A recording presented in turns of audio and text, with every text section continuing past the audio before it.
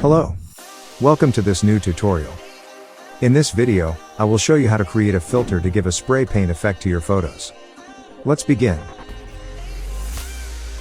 The effect is very easy, and it will only take you 2 minutes to create it. Open your photo in Photoshop, and cut out your subject. In this case, I just want to cut out the face and hands.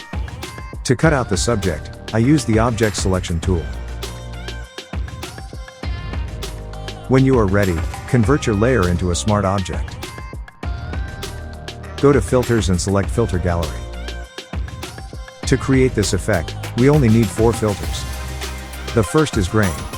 Set Intensity to 90. Set Contrast to 90. Set Grain Type to Soft. Add a new filter by clicking on the plus button at the bottom. The second filter is Graphic Pen. Set Stroke Length to 1.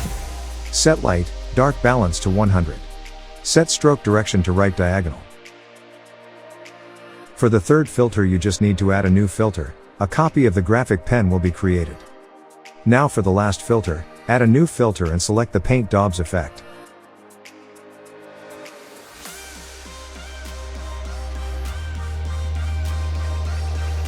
Set brush size to 3. Set sharpness to 0. Set brush type to soft.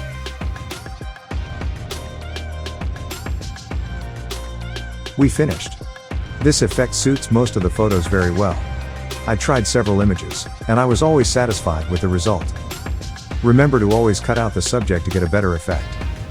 This tutorial is also over. Thanks for following me to the end. Leave a like and remember to subscribe to the channel so as not to miss other upcoming content.